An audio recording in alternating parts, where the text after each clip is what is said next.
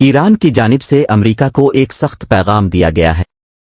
اس پیغام میں کہا گیا ہے کہ اسرائیل کو لبنان کے تمام علاقوں سے نکال دیا جائے۔ ایران کا موقف ہے کہ یہ آخری وارننگ ہے، اور اگر اسرائیل خود وہاں سے نہیں نکلتا تو اسے طاقت کے ذریعے نکالا جائے گا۔ ایران کا کہنا ہے کہ اگر ایسا ہوا تو امریکہ اس معاملے میں مداخلت نہ کرے بلکہ پیچھے ہٹ جائے تاکہ یہ معاملہ ایران اور اسرائیل کے درمیان ہی رہے۔ ایران کے مطابق اب حالات اس نہج پر پہنچ چکے ہیں کہ مزید خاموش رہنے کا کوئی راستہ باقی نہیں رہا۔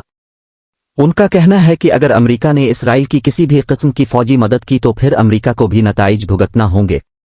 اسی دوران اطلاعات سامنے آئی ہیں کہ ایک بحری جہاز پر حملے کا دعویٰ امریکہ نے کیا ہے اور الزام ایران پر عائد کیا ہے، تاہم ایران نے اس واقعے کی نہ تو تصدیق کی ہے اور نہ ہی ذمہ داری قبول کی ہے۔ ایران کے مبینہ منصوبے کے مطابق اگر اسرائیل لبنان سے واپس نہیں جاتا تو دو اقدامات کیے جا سکتے ہیں۔ پہلا یہ کہ حزب اللہ کو مزید میزائل اور دیگر عسکری وسائل فراہم کیے جائیں تاکہ وہ اسرائیل پر حملے تیز کرے۔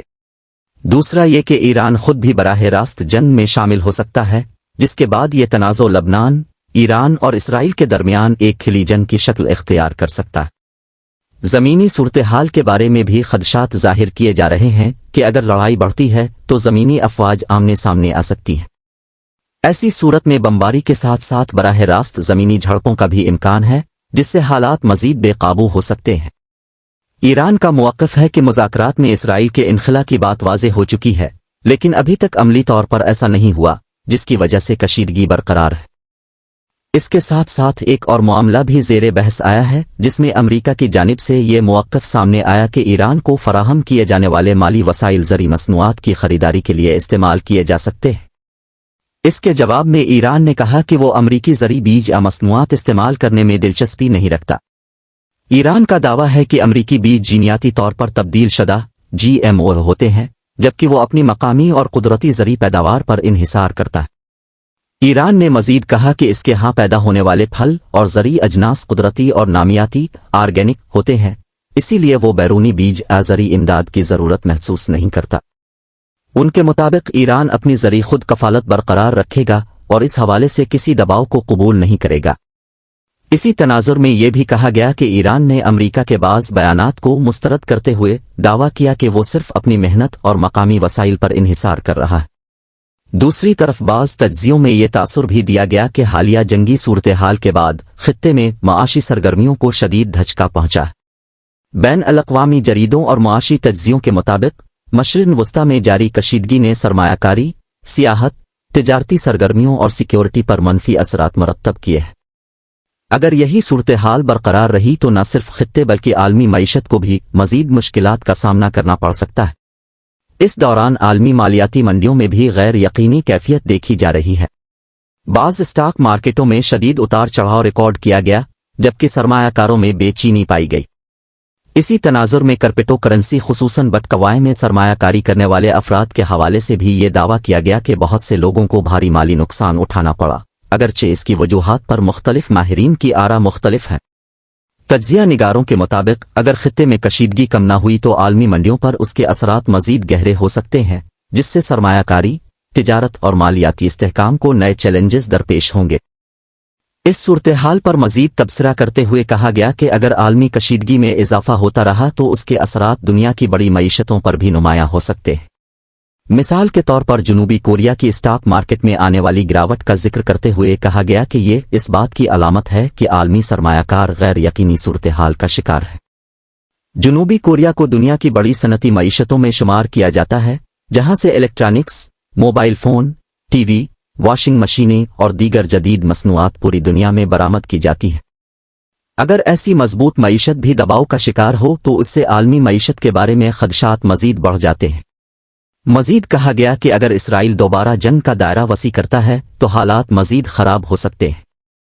اس تناظر میں یہ دعویٰ بھی کیا گیا کہ بعض حلقے امریکی قیادت کو مشورہ دے رہے ہیں کہ وہ مڈ ٹرم انتخابات تک کسی بڑے فوجی اقدام سے گریز کرے، تاہم اگر بعد میں کارروائی کی گئی تو اس کے نتائج پہلے سے زیادہ سنگین ہو سکتے ہیں۔ ویڈیو میں یہ موقف بھی پیش کیا گیا کہ اسرائیل اپنی پالیسیوں میں زیادہ خود مختاری اختیار کرنا چاہتا ہے اور امریکہ کو یہ پیغام دے رہا ہے کہ وہ اپنے فیصلے خود کرے گا۔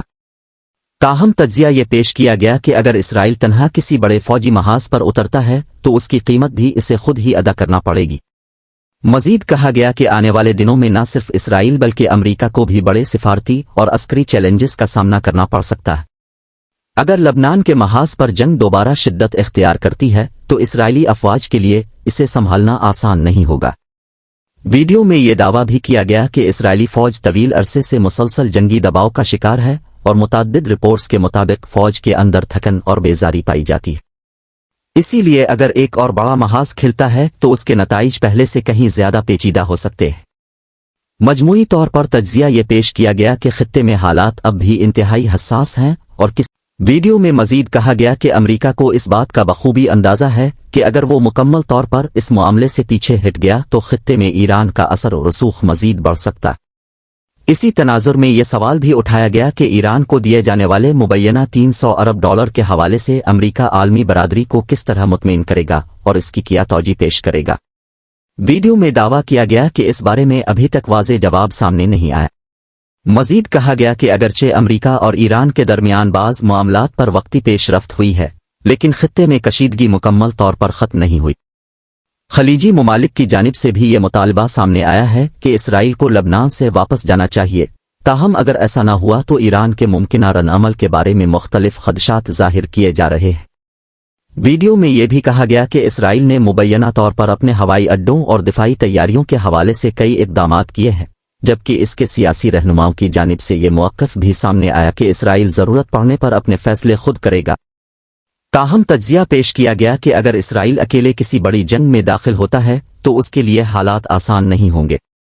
اس کے بعد خطے کی سفارتی صورتحال پر بات کرتے ہوئے کہا گیا کہ حالیہ کشیدگی نے مشرق وسطی کے کئی ممالک کو اپنے تعلقات پر دوبارہ غور کرنے پر مجبور کر دیا ہے۔ خاص طور پر سعودی عرب اور ایران کے درمیان بہتر تعلقات کی ضرورت پر زور دیا جا رہا ہے۔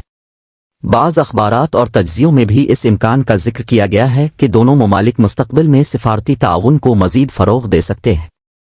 ویڈیو میں ایران کے بعض رہنماؤں کے بیانات کا حوالہ دیتے ہوئے کہا گیا کہ خطے کے ممالک کو مل کر ایک نئے علاقائی نظام کی تشکیل پر غور کرنا چاہیے تاکہ مستقبل کے فیصلے بیرونی طاقتوں کے بجائے خود خطے کے ممالک مشترکہ طور پر کریں۔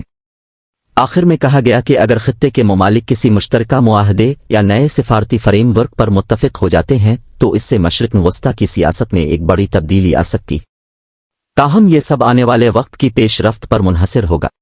کسی بھی وقت نئی پیش رفت سامنے آ سکتی ہے۔